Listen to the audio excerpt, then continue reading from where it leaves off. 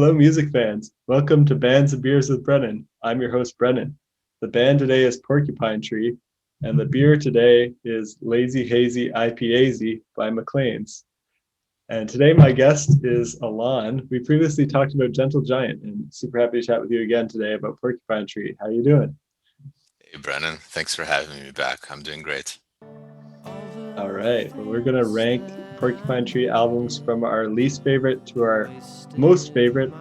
And we're just going to focus on the studio albums, the LPs, not the EPs, the demos, the compilations, or any other uh, interesting bits that they have in their discography. They've got a lot of little special things like live things and things like that, but we're leaving those out and we're just going to focus on the 10 studio albums. And I'll let Alon kick us off with his least favorite.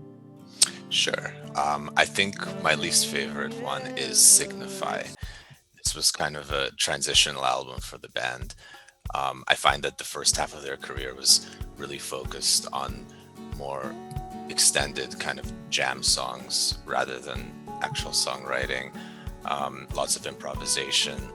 And the second half of their career was more song oriented. And this was the first album where they kind of switched over to the more song oriented approach. But unfortunately, I found that a lot of the tracks just weren't that memorable for me. I think the one standout for me was the song Dark Matter, which I thought was really cool. And it had pretty good lyrics as well. It was kind of, he's kind of taking a look at his own music, and it's kind of a cynical and kind of reflective look at how impermanent a lot of the music is that he's making. There's a lyric there that's dark matter flowing out onto a tape is only as loud as the silence it breaks. Most things decay in a matter of days. The product is sold and the memory fades, which is a very Steven Wilson kind of cynical way to look at things. But yeah, that was my standout track. What about you? What's your number 10? All right. Well, my number 10 is going to be their first album, actually, On the Sunday of Life. It's the debut, and at this point, it's basically a one-man band with Steven Wilson playing almost every part.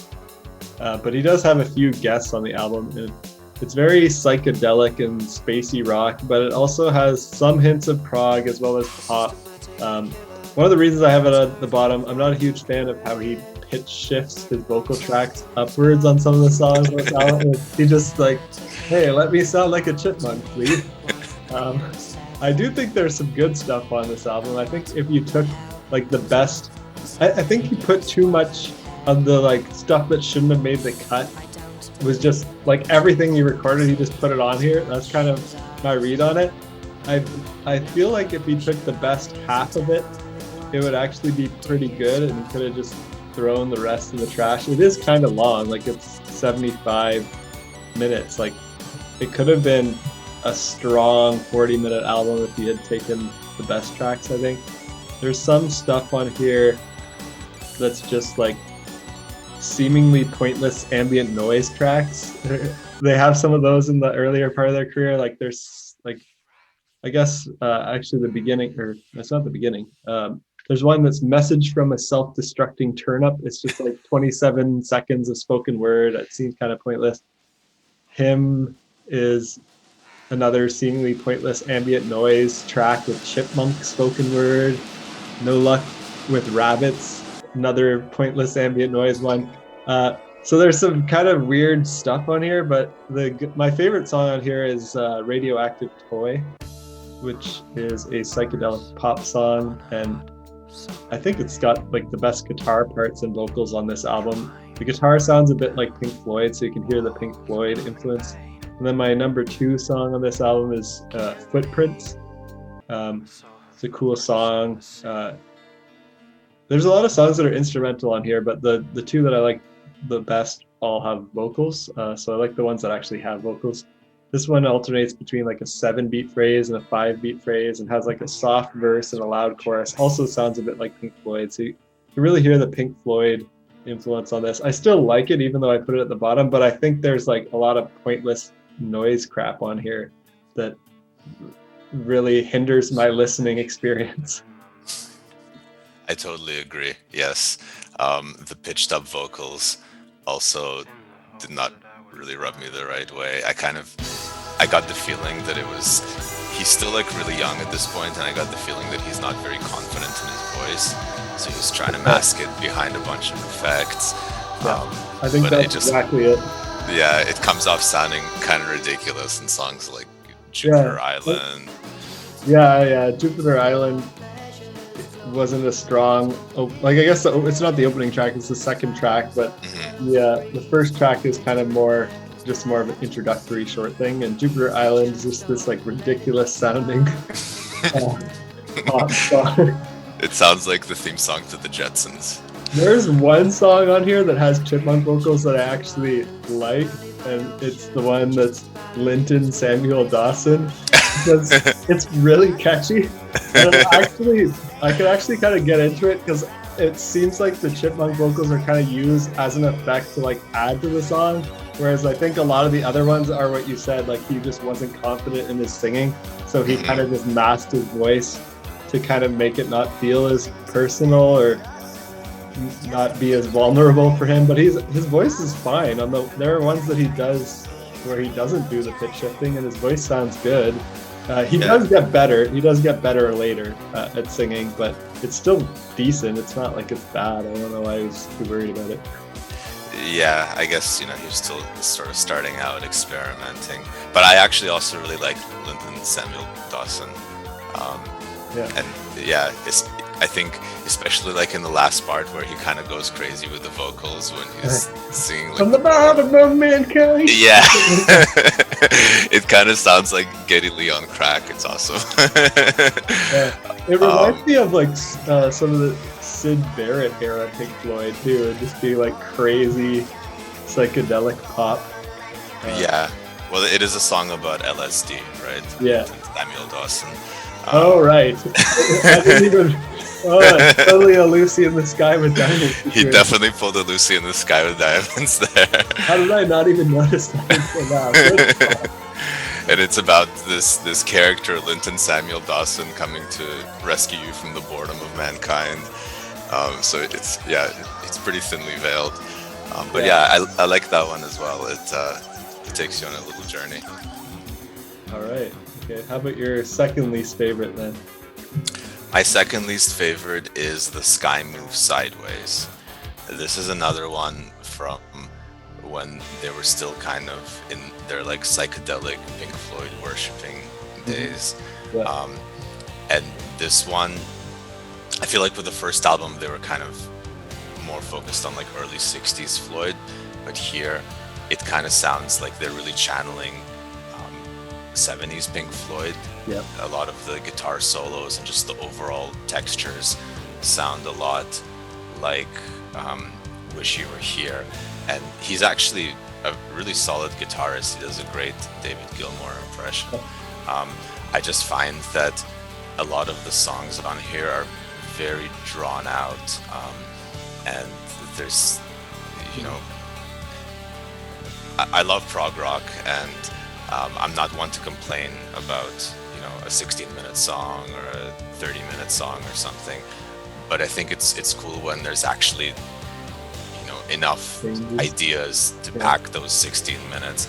And I find that on stuff like The Sky Moves Sideways, it's cool in the beginning and it has like nice textures, but then in the second half it just goes into this kind of like electronic beat that just kind of bounces back and forth between two keys for a while, and it loses my interest. It becomes very backgroundy, and that's why I put this one so low in the ranking, especially since I don't know if this was just like some remade version on Spotify.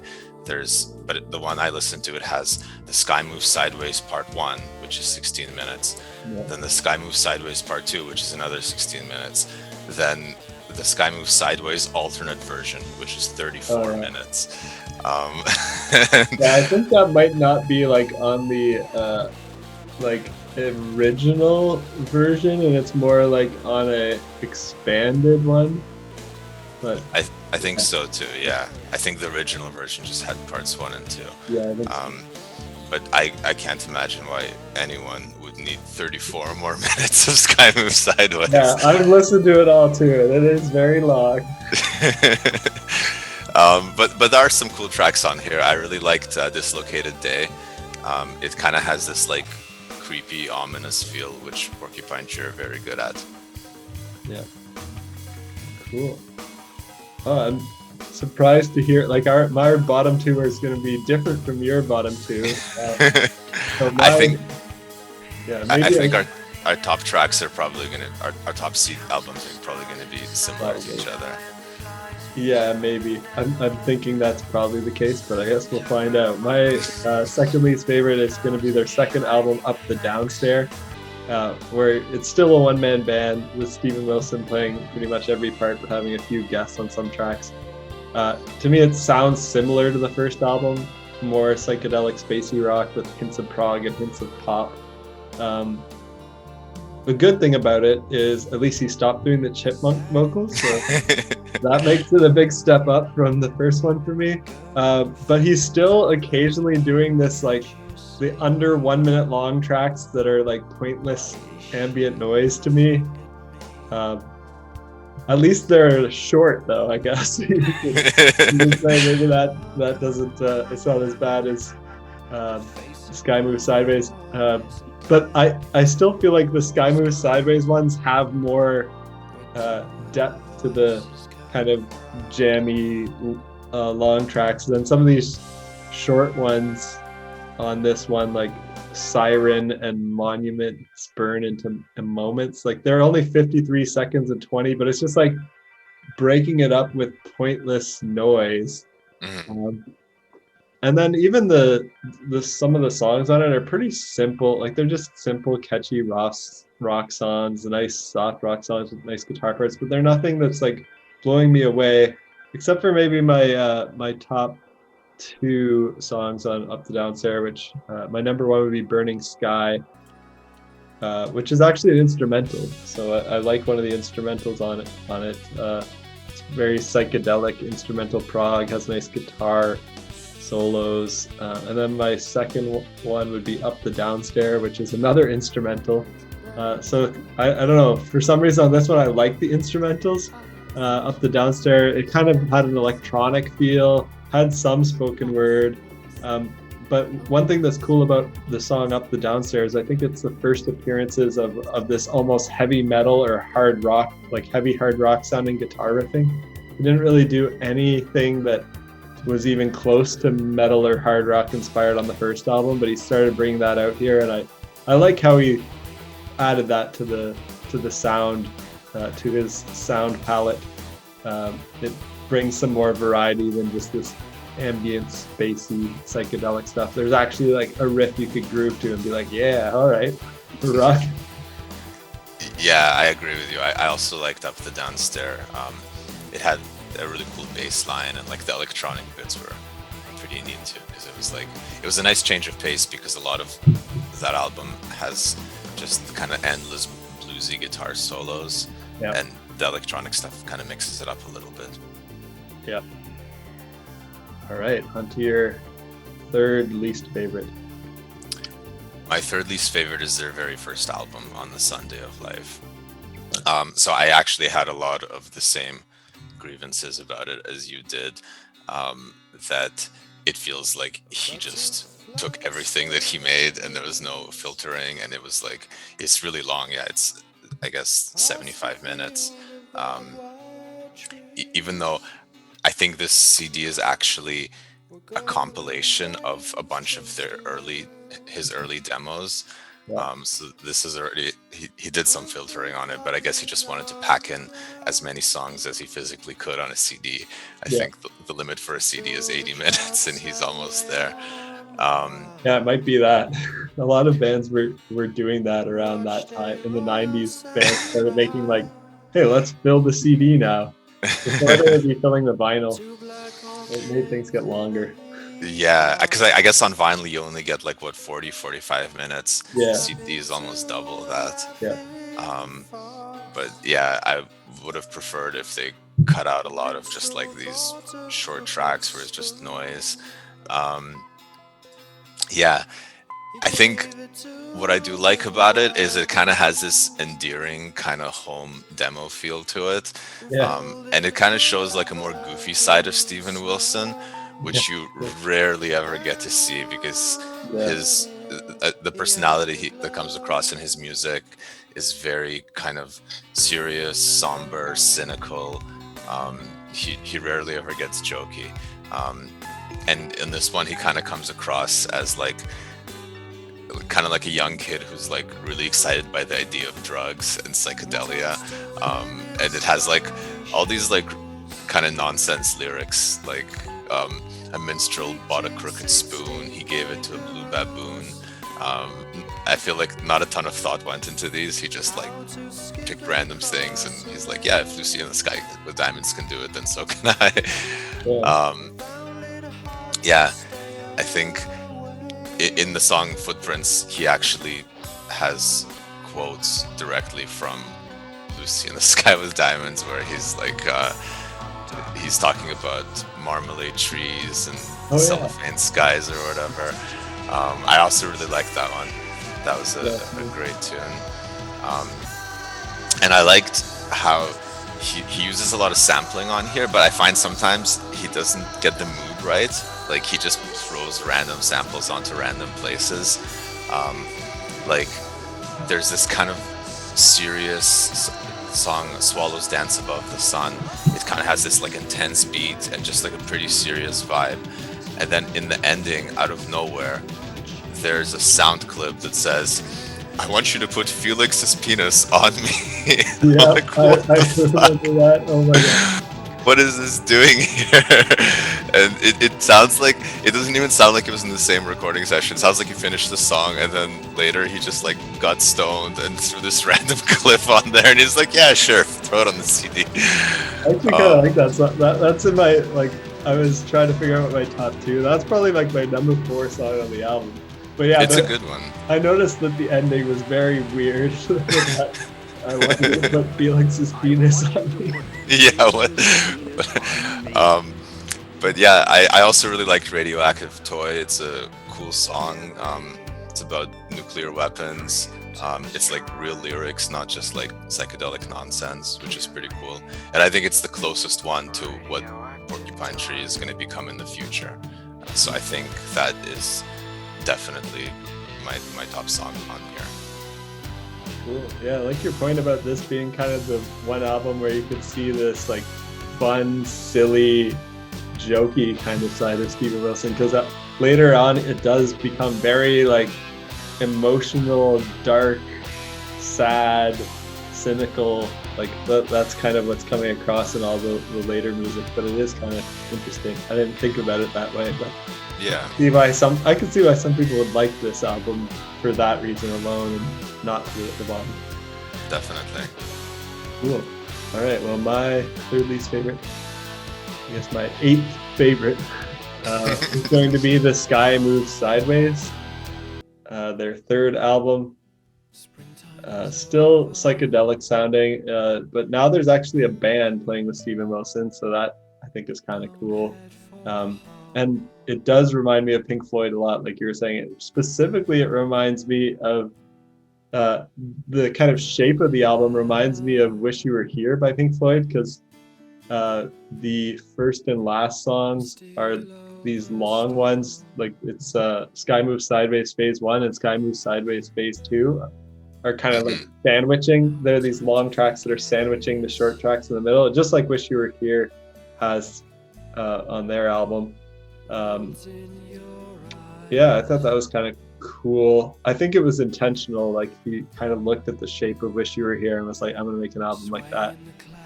Um, and yeah, what else? So my favorite song, even though you said these songs are too long, my favorite 2 songs are actually the first and the last, like Sky Moves Sideways Phase 1 and Sky Moves Sideways Phase 2. Because I find that they're like a lot better recorded and more epic than anything on the first 2 albums. I think the vocals have improved and the instrumental performances have improved. Like you were saying, he actually does he plays guitar really well. I don't think he sees himself as a good guitar player, but he actually is. Um, and the composition here is more interesting than the first two albums, I think. I'm not sure how much of those songs are improvised versus composed. They sound like they might kind of be composed. They're kind of like long psychedelic epic adventures. But I believe the Moon Loop one song, that's improvised, and that would be maybe at the bottom for me on this. I'm not as into the ones that like clearly just sound like, okay, they're just making up stuff and playing whatever goes. They just hit record and just went for it. I think that the Sky Moves Sideways Phase 1 and 2 are more composed, though they might have some improvisational sections. Yeah, those my thoughts on this one. Yeah, I think Sky Moves Sideways definitely has more like pre-planned sections versus something like Moon Loop, where it literally is just them, turning on the recording and just doing whatever for 5 minutes. Yeah, I could do without that one. Or is it 17 minutes? Moon Loop? Moon Loop? Oh man. Yeah. I think it is really long. Oh, maybe I think there's different versions of it. Oh, in the expanded version, there's Moon Loop Improvisation and Moon Loop Coda. Yeah. The improvisation one's so super long. 16 minutes. They could have cut that probably, or made it a lot shorter. It's fine. I understand people like improvising and maybe they want to do a little improvisational thing, but does it have to be 16 minutes? 4 minutes, 3 minutes. I think it's the kind of thing where if you're at the show and you're listening to them jam for 16 minutes, it's a lot more palatable because you're kind of in that energy, you're seeing it live. But just listening to it at home, it doesn't draw you in as much. It just kind of blends into the background. Yeah, it could be background, and maybe that's what they're going for. So if he's going for, this is just something you put on in the background while you're on LSD, then maybe it works. But if it's like something that you're gonna like listen to and think about from like a music critic point of view, you're gonna be like, what is this nonsense? So I don't know if this is true, but a friend told me recently that Steven Wilson, he later said that he had never tried LSD or any other kind of psychedelic drugs. That seems surprising to me. I think he was just like really into the idea of it, but not actually doing it. Okay. I can see that. Like, I can see like the musical side of it being cool. Like if he took inspiration from some of the early psychedelic bands and they were all doing it, he's like, I want that kind of sound, but maybe he just didn't ever feel the need to do it. Yeah, it's just ironic because so many of the early songs are like commercials for LSD, like with Samuel Dawson and Not Beautiful Anymore and all that stuff. All right, we're on to your number 7, your 7th favorite. Yes, my 7th favorite is Up the Downstair. And I had pretty similar feelings about it as you did. I thought that, I think in this one they use samples a whole lot better. I really like how they kick off the album with just this voice saying, what you're listening to are musicians performing psychedelic music under the influence of a mind-altering chemical called, and then it just kicks into the first song. That was super cool. And I like the sample in Not Beautiful Anymore. It's a sample of this woman talking about how when you're on LSD, you just want to like touch and hold hands, but you don't want to have sex because it's not beautiful anymore. And it just fits into the song really well. I thought Synthesia, I don't know how to pronounce it. That's Synesthesia, maybe? Maybe. Yeah, that was kind of a cool song. I liked it because, again, it's a song that actually has definite lyrics about something. It's written from the perspective of a soldier, and he's dying and he's writing home. So I thought that was kind of cool. And yeah, Up the Downstair, the title track, I liked it a lot as well. It's got a really catchy bass line. And But I did find that towards the end it starts dragging a bit. It kind of does the same thing as Sky Moves Sideways. It goes into this like kind of pounding electronic part, and it just jumps back and forth between two keys for a while. Right. So So it's kind of which one is your favorite song on Up the Downstairs then?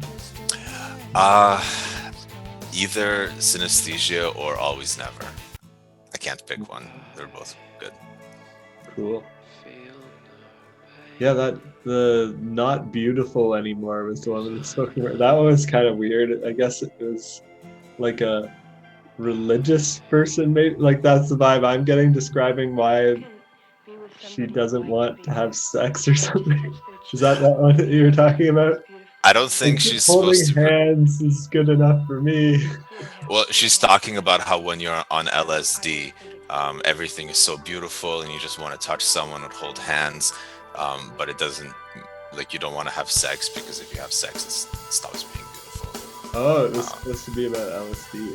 Yeah. thought All it the might early have- stuff is about LSD. Steven I thought Wilson. it might have been a religious angle on that of like abstinence and waiting till marriage, but I didn't really look into it too much. I don't think that fits in with Steven Wilson's worldview. No, I didn't. I thought it might have been tongue in cheek of that, but I don't know. I didn't know what the kind of message was of that one. Message is do LSD, but don't have sex while you're doing it. All right. So my number 7, I think we have the exact same bottom 4. So my number 7 is Signify, their 4th album. So our bottom 4 is all their first 4, and I'm going pretty much chronological. Spoiler alert. It's maybe not exactly going to be chronological, but I do think that they tend to get better as they go on. That's cool. That's pretty rare for a band because a lot of times bands kind of make an awesome debut album and then they fizzle out towards the end. That's true. There's a lot of different kind of like band quality shapes. Like there's some that kind of, like you said, their first one is their best and they just never surpass it again, and they keep making stuff but it's never as good. And then there's some where like the first couple are weak and then they really hit their stride by like album 3, 4, 5, and then they tank again. And then there's some that are just like they just get better and better. And I think Porcupine Tree might be more in that category where they got better and better. I think so too. I might be spoiling my my ranking by saying too much more, but yeah, Signify. Signify. Yeah, I think it's a step up from their first 3 albums for me, and it's kind of where I start. I think if they had just released their first 3 albums and had stopped, I don't even think I'd be really a fan of this band. Like I probably wouldn't have given them the time of day. Like it's not like it's bad or anything. I could listen to it and be like, okay, it's okay. It's like it's decent psychedelic music. I could dig it, but I wouldn't be a big fan of the band. But I think Signify is where I could start to understand how I could be a fan of it. My favorite song on here is Sever, which has a nice dissonant vocal melody that starts the song. Like I think it starts right on like the tritone of the key that the song's in. It's like da da da da da. No. I think he starts really like getting cool, catchy vocal melody writing here. Although he did that before too. Even the first 3 albums had catchy vocal melodies, but he upped his game even more with this. My second favorite song on it would be Sleep of No Dreaming, which is a nice emotional song, good singing as well. I think his singing got better too on Signify. There's still a couple pointless ambient noise tracks, like there's Light Mass Prayers, instrumental ambient noise, there's Pagan, instrumental ambient noise. There's a spoken word intro for the whole album, Born, Live, Die. Also kind of ambient noise, kind of pointless, but I'm okay with that one because it introduces the album and it's not as just like randomly thrown in the middle. It's just like, here's some noise.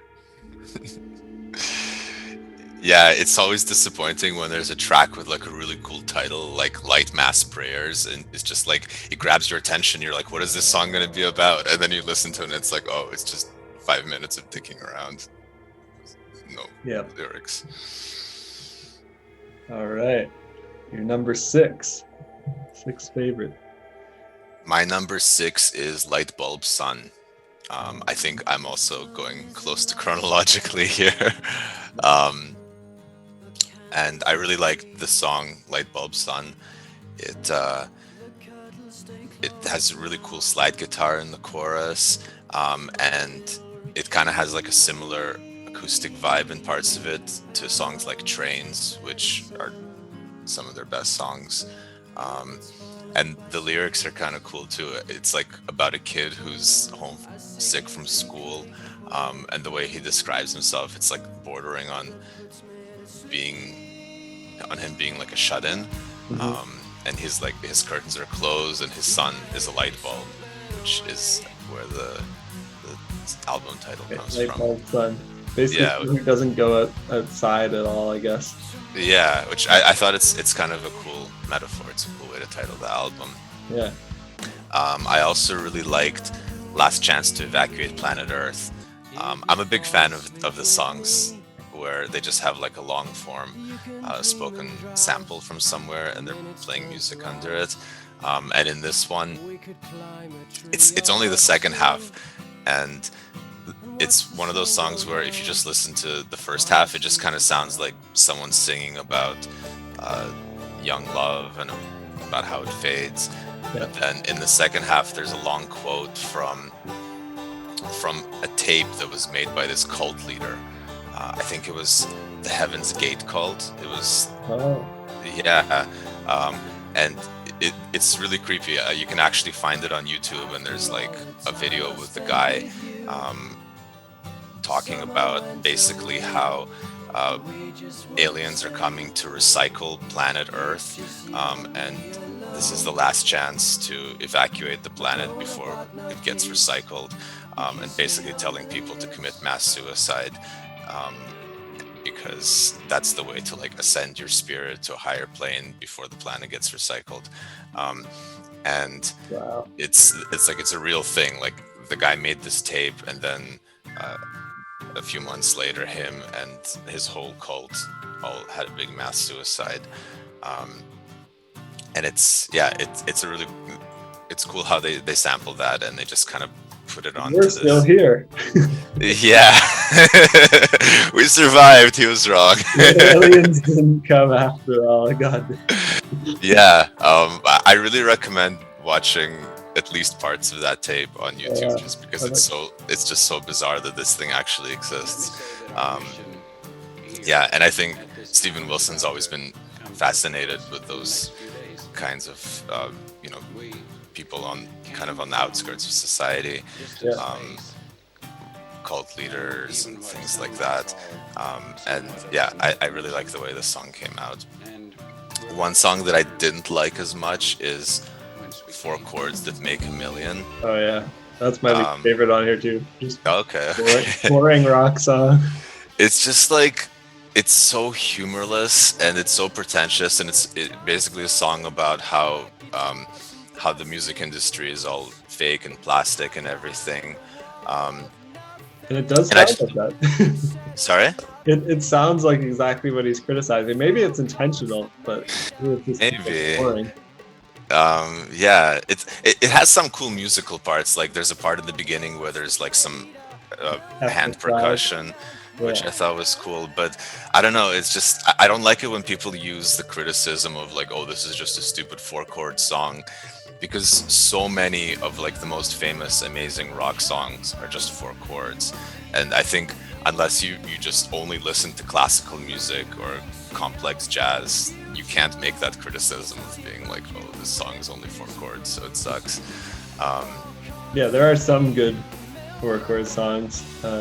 Though I could kind of see a criticism of like, if every song in the top like 40 is a 4-chord song, it's like, where is the sophistication in music gone? And like, why aren't people, modulating keys anymore like pop songs did in the 80s? And like, Right.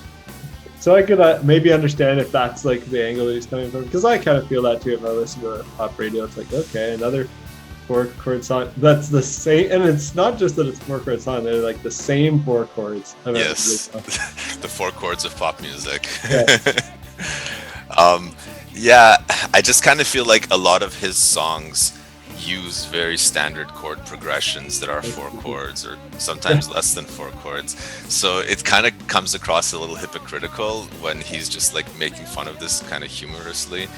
Um, like I know there's other bands that have done the same thing. Like Primus has a song called The Anti-Pop where they're, he's talking about how he's anti-pop, but it kind of seems more genuine when it's Les Claypool because their music is so much Crazy.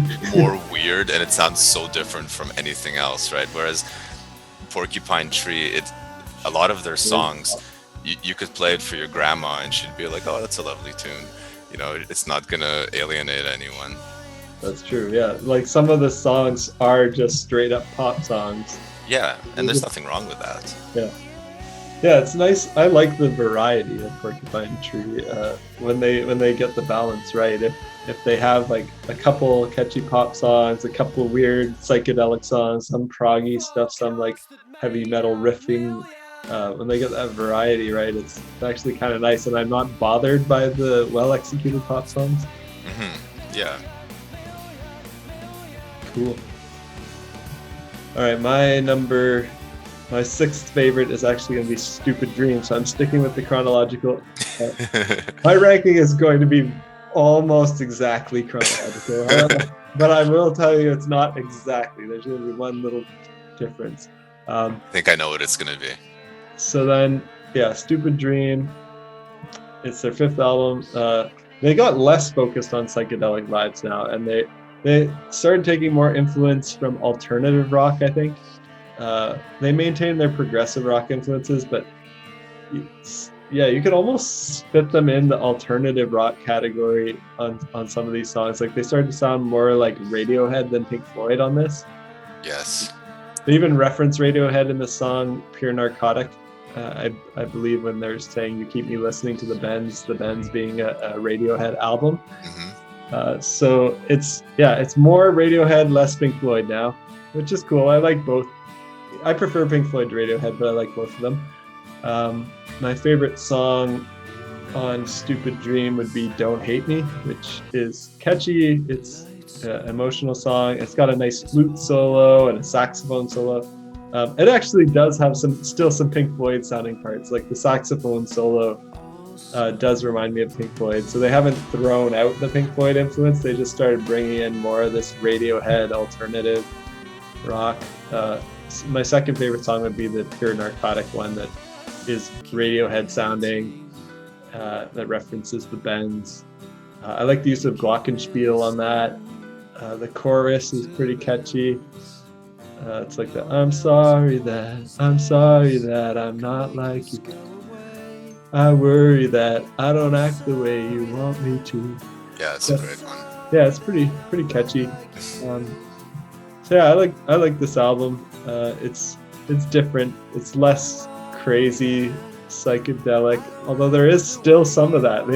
They haven't abandoned it. They have the 28-second song "Stupid Dream," which is pointless ambient noise. Pinto Brass is the song that's most like their earlier psychedelic period.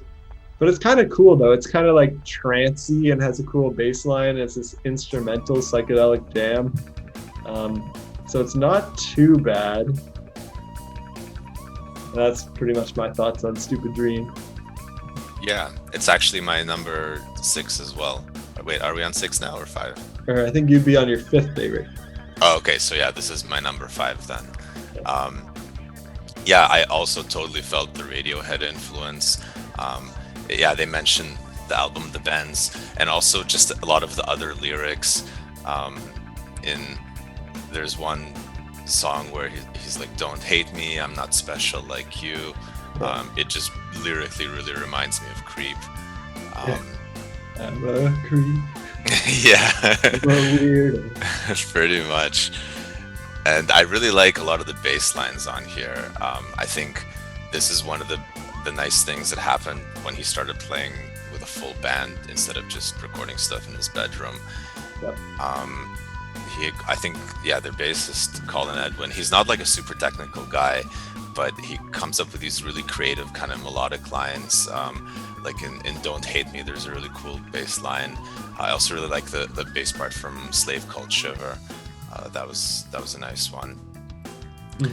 As far as songs, I really like Even Less. It has this like really big, lush synth and guitar riff that's just gets stuck in your head instantly. Great, catchy chorus. And Piano Lessons is pretty cool too. Lyrically, it's like about how Steven Wilson, I guess he had like the world's worst piano teacher. There's a lyric where it's like, she said there's too much out there, too much already said, you better give up hoping, you're better off in bed. Wow, that's very motivating. Yeah, the least motivational piano teacher is just like, there's nothing you need to say, just sell out. And yeah, the chorus is kind of more like self-deprecating lyrics about how he thinks he's a sellout, where he sings, I come in value packs of 10. And I think this is where they get the title of the album from, because he was talking about how like being a rock star was his stupid dream. Oh yeah. I like Don't Hate Me as well, but I wasn't a big fan of the chorus. I just found it a little bit kind of whiny. But the rest of the song is awesome, and that sax solo that you mentioned, that's like the peak of the album for me, I think. I also really liked Stranger by the Minute. That was a cool song. Yeah. Did you have a favorite out of those? Probably Even Less, I think. Yeah, cool. That's the one that stuck in my head the most. At the end, I make a playlist that's going to have like my favorite from each and your favorite from each album. I put a Spotify playlist in the video description if people want to get into. Oh, that's awesome. Cool. All right, my number 5, my 5th favorite is going to be Light Bulb Sun. So we're very close here. Yeah. It sounds like our bottom 4 are the same, our top 4 are the same. Got a few variations in our rankings, but pretty similar. This is their 6th album.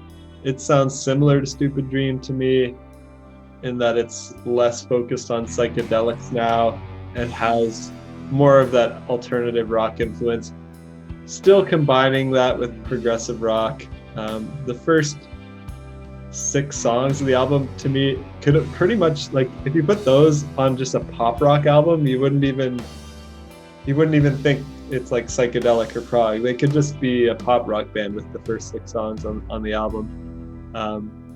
But then the 2 longest songs on the album are the ones for me that are my favorite, that kind of bring it above all of their previous work that we mentioned so far. That kind of make them not just, that's what makes Light Bulb Sun not just sound like a pop rock album for me. The song Russia on Ice is actually my number 1. It's the long epic on the album, 13 minutes. It's slow, it's hypnotic, repeated guitar riff for a little while. The verses almost sound like doom metal or stoner rock. And then they have big choruses with harmony vocals and big keyboards that are reminiscent of prog rock, and those nice emotional bluesy lead guitar parts. They bring out their metal a little bit on the song. There's funky wah guitar. The downside of Russia on Ice, though, is there is over a minute of ambient noise at the very end that could have been trimmed. So it probably should have been like an 11-minute song, not a 13-minute song, and just trim that crap off the end. Hate Song is my second favorite, so one of the 2 longer songs on the album as well. This one's only 8:26, so it's not super long, but it's a nice adventure of a song, sweet, groovy, hard rocking riffs that repeat in the middle of the song, which are pretty cool. So yeah, I like that they're bringing out their riffs a little bit on this album. There's some bonus tracks too that are actually pretty good. I think one of the bonus tracks is just Pure Narcotic, which is from the previous album. And then one of them is called Buying New Soul, which is a nice song. Yeah, I don't know how they picked the which songs would be bonus songs and which songs would make the album, but I found some of the bonus tracks might have actually been better than some of the songs that made the album. Like Four Chords That Made a Million, I think is the one that I liked the least, and could have probably been replaced by one of the bonus tracks, honestly. I think they were just in this at this point trying to make sure that they cram as much music as they physically can on a CD. So they're like, if we don't have enough official songs on here, we'll just pad it out with bonus tracks. Yeah, but I guess it's kind of like they get to release two versions of the album then, and then the diehard fans will buy both the one that doesn't have the bonus tracks and the one that does. I guess it's like looking at Wikipedia, it's the German tour edition bonus disc. Oh, I see. So I listened to that too, and some of the stuff on there is kind of cool, and could have probably been on the main album. Yeah, I guess for the people that are really into collecting every single piece of plastic that Porcupine Tree's ever released, then they would probably have both versions. Yeah, probably. All right, we're at the top four now. All right, these are the best ones. So my number 4 is The Incident, which is their very last album. I found that towards the end of their career, Steven Wilson became a lot more interested in writing concept albums. Yeah. But I put this one a bit lower than the others because I find that he doesn't always stick to the concept. He kind of comes up with an idea and there's a few songs that reference it, but then there's a bunch of songs that don't really have much to do with it.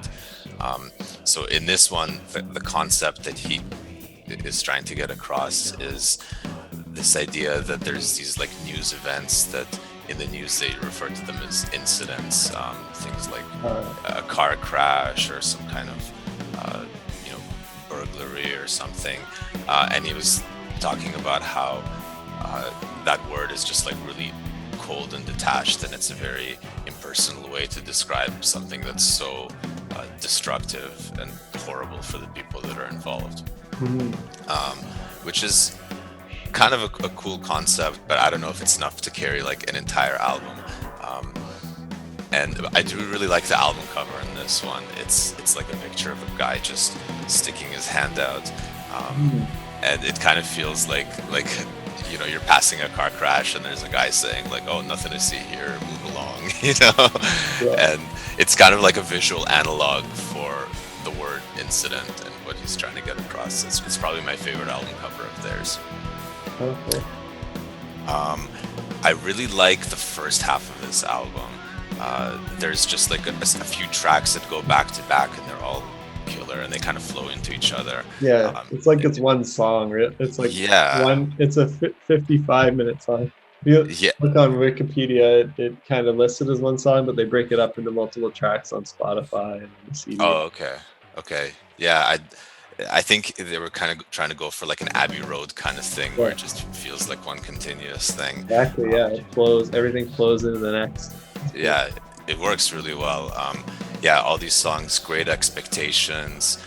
It kind of has this nice acoustic strummy part, kind of like Trains. And then the electric guitar comes in with this really cool kind of ascending riff that just gets you right in. And then Kneel and Disconnect is great. Drawing the Line is awesome. Although I found the chorus of that one just a bit too repetitive. I wasn't a huge fan of that, but it has like a really cool guitar solo, and he kind of uses some kind of effect to detune his guitar a little bit. The solo in the middle, it kind of sounds like it's just like a little bit out of tune, and it gives it this cool, like kind of lazy, like it's a bit rough around the edges, which I really like. I think I noticed that too. I wonder if it's actually detuned or if it's like some kind of pedal effect that kind of does that. I think it's a pedal, because it sounds like it's like going in and out of tune, like almost like a chorus effect kind of, but just with one. Yeah, it's like a pedal that kind of just like dips and raises the pitch a little bit. Yeah, it gives it a really neat effect, because it's not a sound that you hear very often. And then there's The Incident, which is an awesome song. Um, I really feel kind of like a Nine Inch Nails influence in this one. It's very like industrial. There's lots of like kind of cold Okay. beats and instrumentation. Um, and I guess this is the song that's meant to mostly carry the concept of the album. Yeah. Although some of the lyrics are a bit weird. I think there's some. It's mostly about a car crash, but there's one part where it sounds like it's about someone who gets off on car crashes. Like there's a lyric that says, "When a car crash gets you off, you've lost your grip. When a fuck is not enough, you know you've slipped." Which is Yeah, I wonder if it's trying to touch on like people that like really like watching the tragedy news, and like that's all they pay attention. They like just go out of their way to keep watching tragedy news, and they're kind of getting off on it. oh, Maybe yeah, that's I didn't think about it from that aspect. I think actually you're probably right. Um, yeah, like people that do like doom scrolling, I guess. yeah. It's like, oh, I gotta read. Oh, how many people died here? Oh, I gotta read about this horrible Yeah. thing now. I'm gonna read about this, and it's almost like in a way getting off on the tragedy. That could be it. I think maybe I interpreted it too literally because I think that actually is a real thing about people that get off on car crashes and they like intentionally crash their cars. Um, That's but yeah, great song either way. And then there's Your Unpleasant Family, which kind of has like pretty funny lyrics, and it's got like a cool unique melody where he goes up into his falsetto range. Um, Great song. But I think the peak of this album for me is Time Flies. yeah. It's a very Pink Floyd kind of song, Oh yeah. but I think earlier in their career, it was more like an early Floyd kind of sound, or like you mentioned, the Sky Moves Sideways kind of Yeah. sounded. Might it have been like, it reminds me, I'm trying to remember what Pink Floyd song it reminds me of. I feel like it could be something from Animals, maybe. Definitely Animals. Firefly? You know, in the beginning of Dogs, where there's that like frantic guitar strumming, the da da da da da da da. Yeah, it's almost the exact same. It's almost the exact same. And then at the end of Sheep, there's the part that goes that like really gleeful kind of riff. Oh, yeah. Yeah, that's totally in there too. Yeah. And also even some of the lyrics, there's a lyric where he says, "Can you stop smoking your cigar?" Which I Oh, yeah. think Have a cigar. might be a Pink Floyd That's on nod. Wish You Were Here, though, right? Oh right, yeah, I guess so. Yeah. But yeah, he definitely wears his influences on his sleeves on this one. Yeah, he But mentions Sergeant Pepper on that song too, right? And I think he says the lyric, "I was born in '67, the year of Sergeant Pepper," and "Are You Experienced?" Which I think "Are You Experienced?" That's a Jimi Hendrix album, I think. yeah, yeah. Sergeant Pepper, I- the Beatles album. I actually really, really love that because I find that a lot of the times when he's writing songs, he kind of puts himself into the shoes of this character, of some character, right? And he sings from the perspective of a character. And you don't really learn much about him as about Steven Wilson, but here right off the bat, you know that it's actually about him. He just like says, "Okay, I was born in '67, the year of Sergeant Pepper, and Are You Experienced?" So he just says, "Okay, this is an actual song about me and not just some character." And he kind of paints himself as this like kind of nostalgic old guy who's drinking with you, and he's kind of trying to hold on to these memories of an old lover who he hasn't seen from a while. And it's got a lot of great lyrics in it. Yeah, I like the part, "The coat you wore to Alton Towers is still the way I see you now." It's like he's got this memory of this young love that's just frozen in his head, and despite all this time passing, he still remembers her this way, which I thought was really pretty. And I didn't even realize how long it was because it's like 12 minutes, but it doesn't feel drawn out at all. It Like the actually name, right? Time flies when you're listening to Time Flies. exactly, yeah. Time does not fly when you're listening to the 34-minute extended Oh yeah, edition of The Sky Moves Sideways. yeah, maybe not that one. Um, yeah, so I really liked this song. Um, I think I rank this album a bit lower than I otherwise would have because the second half of it doesn't really grab me. I find that there's a bunch of kind of like Tool-inspired, kind of genty riffs almost. Yeah, Um, bring out the gent. yeah, they do. Almost like They- Meshuggah, because they have. I think they're using 7-string guitars.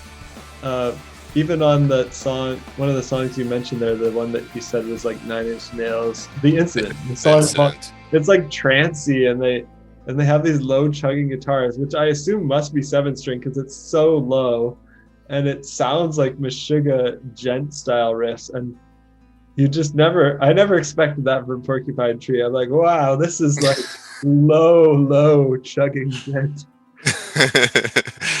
Yeah, it's hard to imagine, like especially listening to their early stuff, that they would end up in this place. But it's before gent even got popular. Like you could say, like the bands that popularized gent after were like Periphery and Tesseract and bands like that like kind of dropped their first stuff the year after this. So you could be like, well, Porcupine Tree started gent. They're the founders of gent. Although Meshuggah existed before, and another band called Sick, but they weren't that big. It's like they became bigger later because all these people copied them, and then people looked back at Meshuggah and Sick. Just a little gent history. Nice. That's one genre that I don't really know very much about. Yeah, there's I like some of the like innovators in that genre of progressive metal, but there's a lot of like boring copycatters in that genre too. They're just like, okay, I'll just kind of take what the innovators did and just like keep doing polyrhythmic low chuggy riffs till the cows come home, and it gets boring, I think. Mm-hmm. But some of the cool innovators were that founded it and do other stuff that aren't one-trick ponies are kind of cool. Yeah, I think in this one, there's what you mentioned about polyrhythms. They do a lot of that as well. Mm-hmm. And it works really well on some songs, but I find that on others, they kind of rely on it a bit too much. Like that's all there is. It's just like a riff played in a polyrhythm against the drums. So maybe the riff is in 3/4 and the drums are in 4/4, and they just keep going like that for a while. Like there's one song called Circle of Manias, which is basically that. And I just found it a bit repetitive and boring. So that's part of the reason why. That was an instrumental song, right? And it was like 5 beats followed by 4 beats. There's some cool polyrhythmic stuff going on, but I also I can't rank that among my favorite tracks with it being an instrumental. Like I think vocals kind of are necessary for Porcupine Tree. They're not like instrumental virtuosos, although maybe the drumming is kind of a virtuosic level, but the rest of it's kind of just there. It doesn't. I guess their instrumental stuff is more trancey than like impressive on a virtuosic level. Yeah, can be cool as well. I think you're correct there. That like the drums, Gavin Harrison is like a phenomenal world-class drummer, but the rest of them, you know, they're not like They're good. They're good, yeah. They get the job done, right? Like, but you're not gonna listen to like it's not like Dream Theater instrumental where you can be like excited the whole time and just like mind blown by everything that's going on. Yeah. Okay, cool. My number 4 is gonna be In Absentia. Their 7th album. It's the first with the new drummer, Gavin Harrison. Like we said, he is excellent. Their drummer before was decent, but Gavin just takes it to a new level.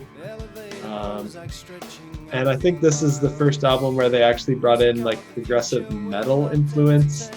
They had a little bit of maybe a few metal riffs kind of thrown in some of the earlier stuff that we talked about, but I can almost see people saying like this album is a progressive metal album. It's not quite, It's maybe kind of progressive rock, but I can see an argument for it being metal. My favorite song is on this one's "The Sound of Muzak." Muzak, I guess that's how you pronounce it. I love the intro riff. I think it's like 7/4, and then the chorus is in 4/4, and it's just really catchy and great vocal harmonies. They did really good with the harmonies as well.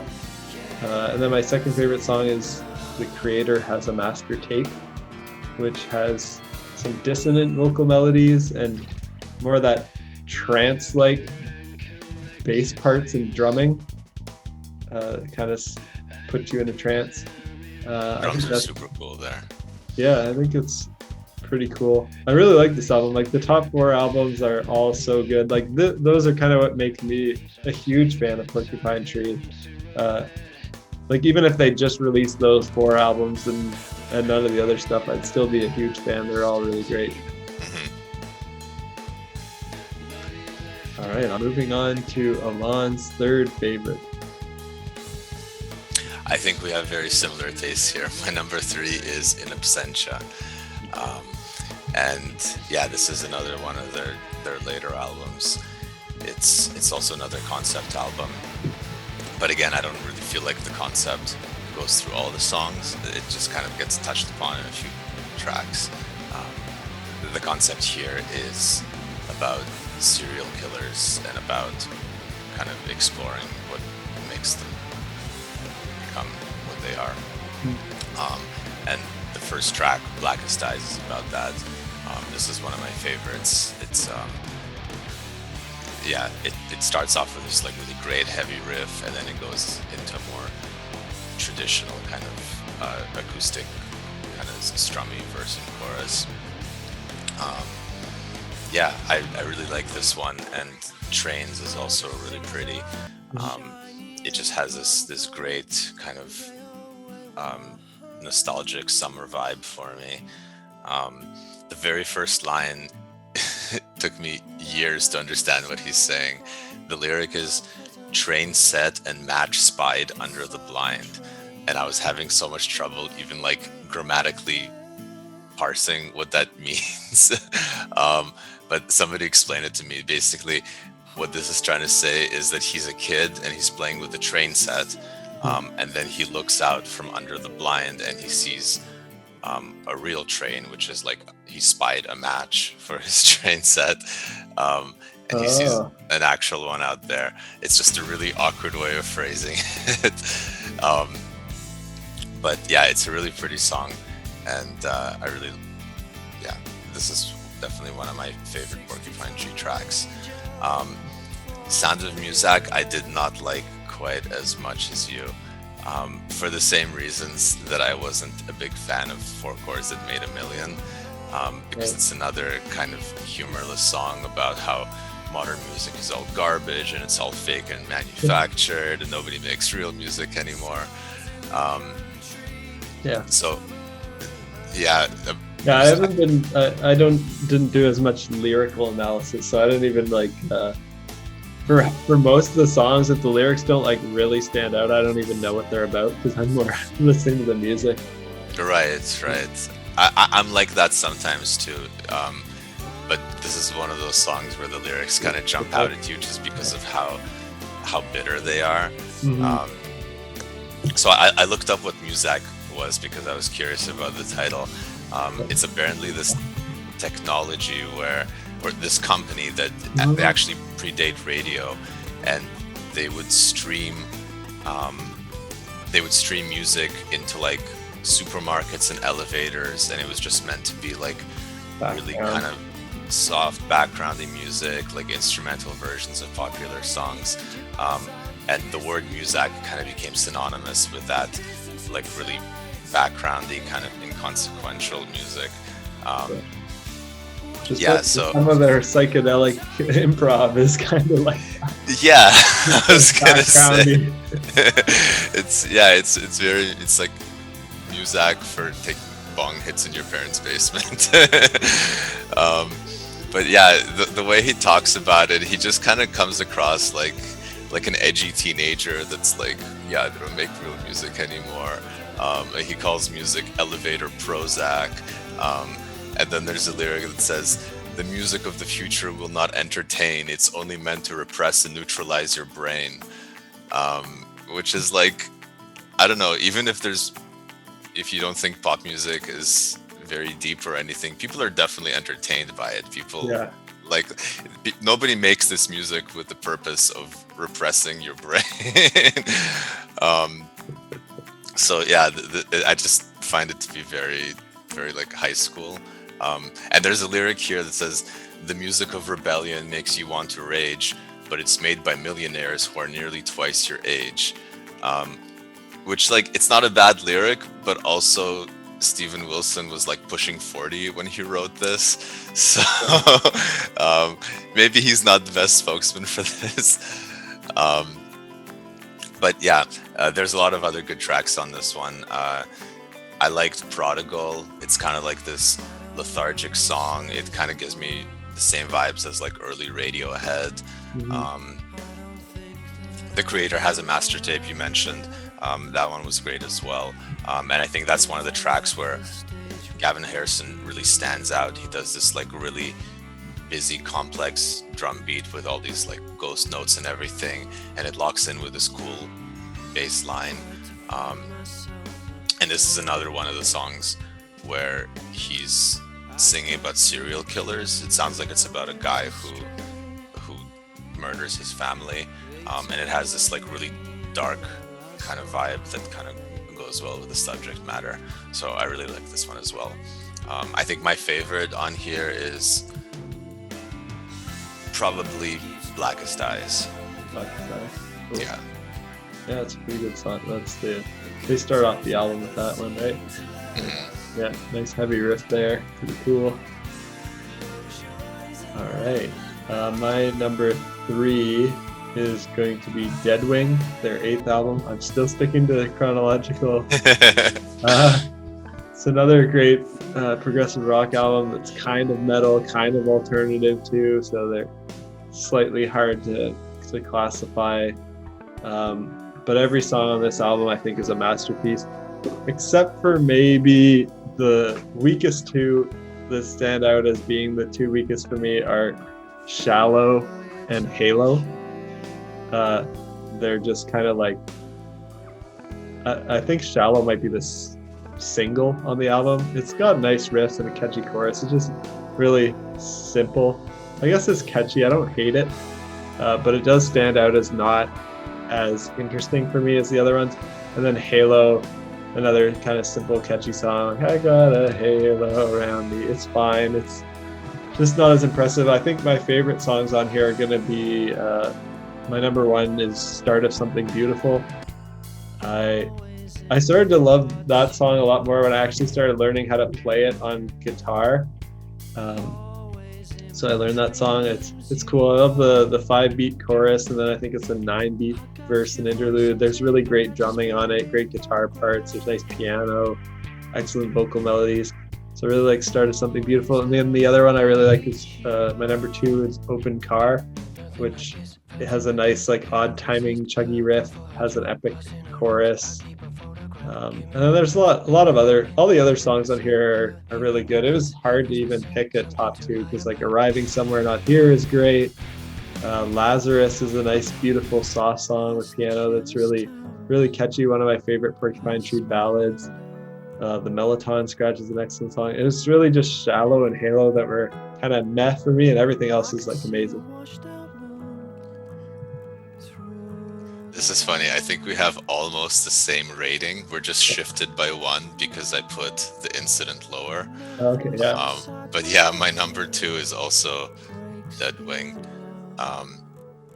And I pretty much have the exact same things to say about it as you. I think it's great overall, but I also really did not like Shallow very much. It kind of has like this ugly new metal chorus that's like shallow, give it to me. I don't know. It wasn't doing it for me. What are they're trying to sound like Limp Bizkit or something. Yeah, and like the verse is just like this kind of boring groove rock. This And Yeah. it's funny not that a like bad riff. It's just like, can that carry a whole song?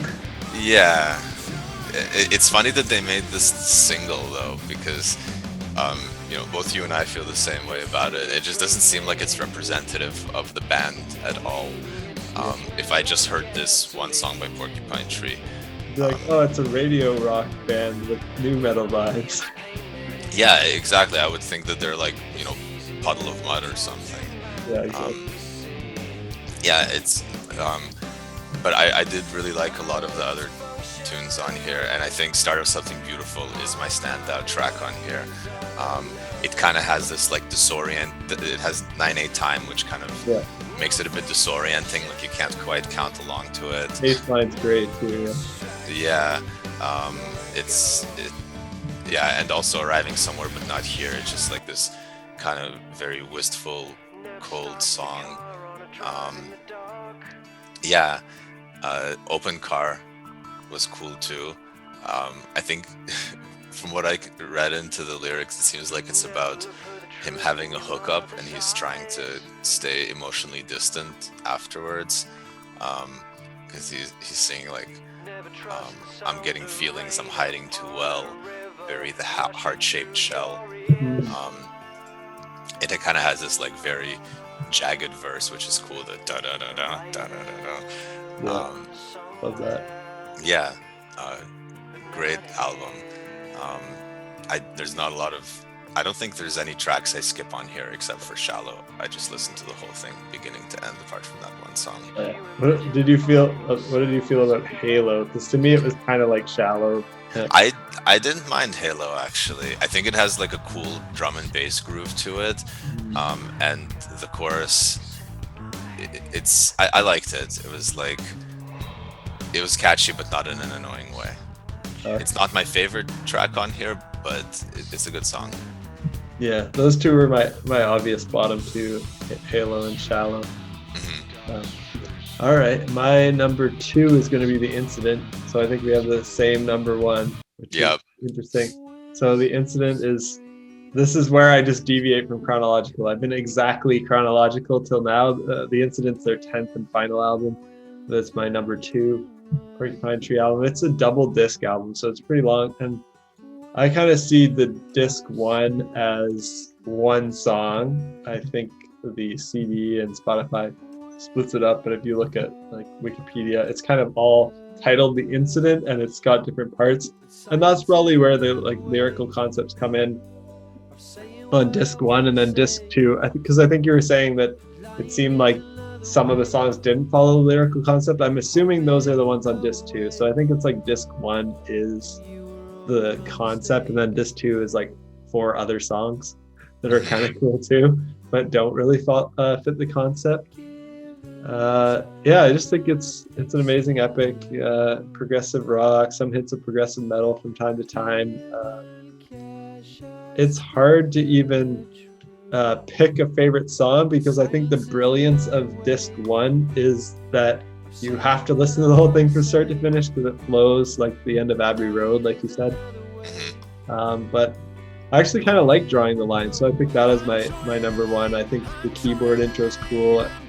But I hear it. I think you mentioned the vocal part is a bit repetitive, because they do lyrically, they just say like, I'm drawing the line, I'm drawing the line, over and over again. But I did find it kind of catchy, and I remember it. It kind of stuck in my head. And then my second favorite is The Blind House, which has a nice heavy 5/4 intro, and then keeps going with soft. It might be 5/4 the whole time. I don't actually remember. It changes a bunch. The verses are soft though, and have a nice beautiful melody, but it starts off heavy. Pretty cool. And then on the second disc, Black Dahlia is a nice, good, soft, beautiful song. I think that, as well as Lazarus, might be some of my favorite soft Porcupine Tree ballads. It's just really catchy, beautiful stuff. I also like The Incident. It puts me kind of in a trance and has the low chugging, the sugar guitars. And Time Flies is great. Sounds like animals. So much good stuff on here. The one you mentioned, The Blind House, is that the second track? The Blind House. Yep, that's the second one. I need to re-listen to it because I feel like that one didn't really leave a strong impression on me. I'll have to give it another shot. Yeah, it's pretty cool. It's got some nice, just like variation between heavy and soft, and yeah, good vocal melody. I always like hearing stuff in odd times too. Like this with my progginess coming out. When there's a groove that I can groove to in 5/4, I'm like, all right, yeah, okay, Yeah. do something different. It's interesting, until listening to all these albums now, I never realized how much they make use of odd time signatures. Because they kind of do it in a very subtle way, I find. There's no places where it's like in your face, like Yeah. this is 7/8, Not right? jarring. There's no like, it's not the virtuosic time signature changing of like Dream Theater, Dance of Eternity, where it's like it's all over the place. But they do. They use some 9 and 5 and 7, and they change between those and 4 and 6 within a song. But it flows. They do it in a nice way that's not too jarring. They make it sound very organic. It just, yeah, like if you've never even heard anything in a different time signature before, you could listen to it and you wouldn't even notice. Yeah, you wouldn't notice. Different. Yeah, because it's all. I think they keep it really grounded in having catchy melodies and like chord progressions that flow and transitions that make sense. They don't just do too much jarring stuff. Cool. So our number one's the same. I'll let you Number one. say your favorite songs first. I had a feeling we were gonna have the same number one. And to be honest, I kind of knew that this was gonna be my number one even before going through all the albums again. Yeah, me too. Yeah, just because this is one of the first full albums by Porcupine Tree that I listened to, and this was the one that made me like, oh my god, this is like a band that I should be really getting into. I think on this album, he does a really good job with the concept, and it actually goes into all the songs, and it feels like this one isn't padded out with unnecessary stuff. Like, it's not a very long album compared to the others. I think it's only like 45 minutes, but every song kind of fits nicely into the concept. Yeah. And this album is kind of sung from the perspective of this alienated teenager, and he feels really detached from his world. He's medicated with lots of prescription drugs, and he's really apathetic. And the narrative of the songs it swings between this kind of apathy, like you get on Fear of a Blank Planet, where he just he's just kind of like matter-of-factly describing everything in his life. He's in a dark room. His whole life is like his TV, his Xbox, getting stoned in the mall, and he's bored of shoplifting. He's bored of porn. His friend is in a shitty Pearl Jam cover band. Yeah, I thought that's one of my favorite songs on here. It just starts off the album on such a powerful note, just like this really fast kind of menacing beat, and these lyrics that come at you really quickly. Like it's almost like rapping in some parts of it, and I liked how in the verses he's just kind of listing off all this shit in his life, and he comes across as like, yeah, I don't give a shit, whatever. But then in the verses, it kind of becomes, in the choruses, it becomes a bit more earnest and a bit more vulnerable, and he starts worrying about, like, he's taking all these pills for, I guess, presumably for ADHD, and he's worried about, these things changing him into something that he doesn't want to be.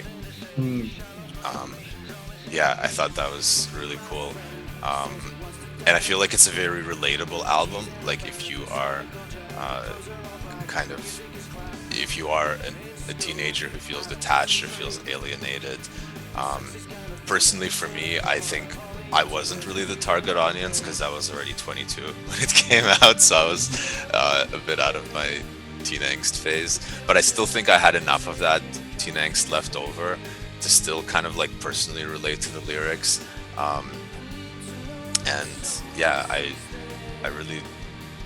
I really dig it from beginning to end. I think so. I mentioned Fear of a Blank Planet.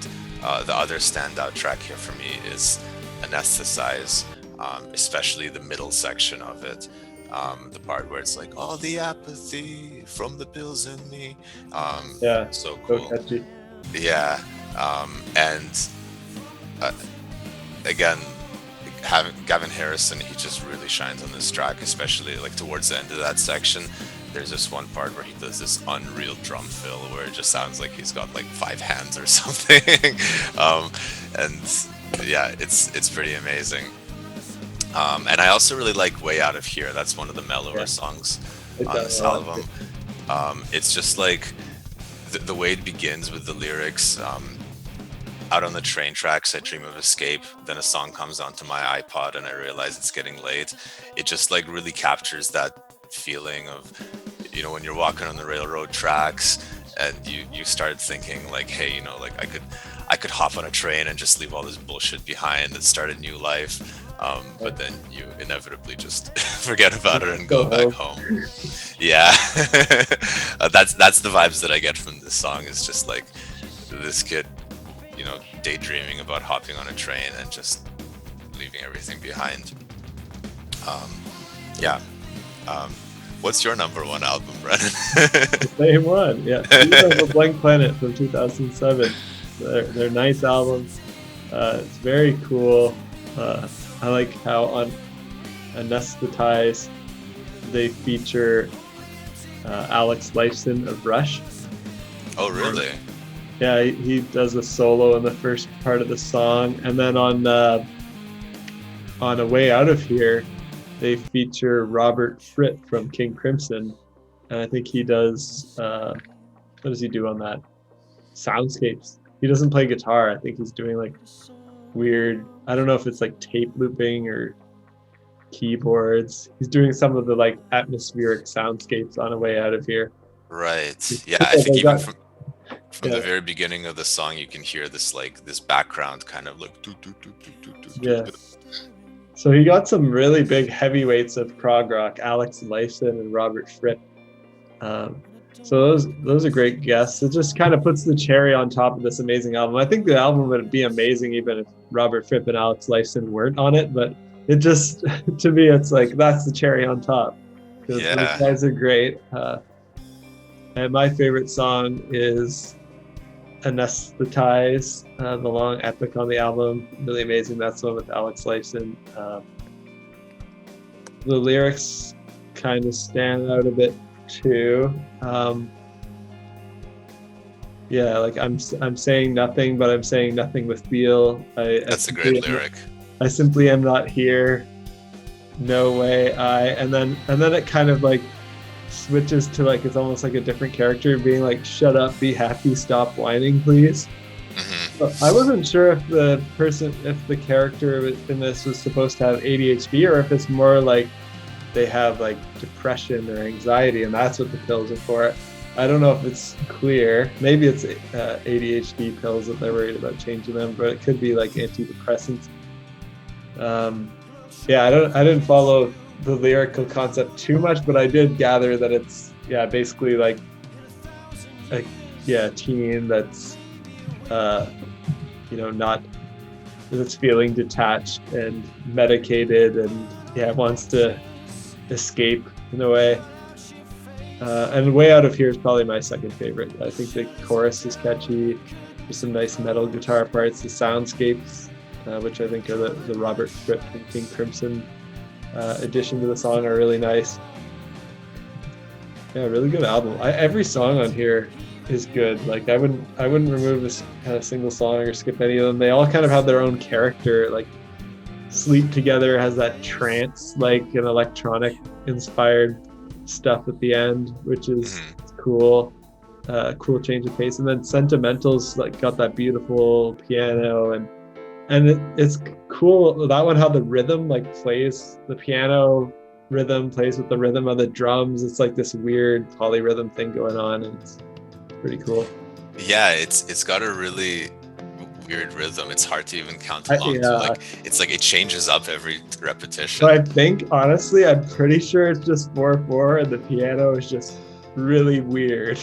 Like the accents on the piano. I feel like, because I was listening to it, I'm like, what is happening? Like the piano is like, it feels like it goes 5 5 5 6 and then 5 5 5 6 5 5 5 6 over and over again. But then like the drums and the vocals just seem to go 4 the whole time. So I think that's what's happening. I think it's 5 5 5 6 5 5 5 6 piano and then 4 everything else. I think I actually tried learning that song on guitar at some point, and at first I was trying to do all the 5/5/6s and all the alternations, but eventually I'm just like, fuck it, and I just like strummed it like as a straight 4/4 time song. Yeah, it's really weird. When you listen to it, you're like, what is happening? What is this? But it's also not like, if you don't go into it with analytical thinking and you just listen to it, it could just sound like a nice soft song. Like you wouldn't even notice that there's weird stuff. It's just kind of beautiful piano and singing.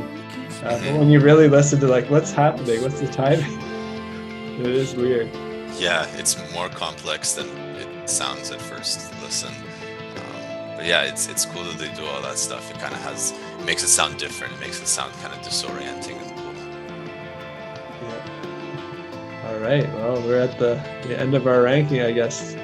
Thanks for joining me for this. Thanks for having me. It's been a pleasure. Yeah, hopefully some people found some cool new music to check out, and then I'll have a playlist in the description. Till next time. Peace out.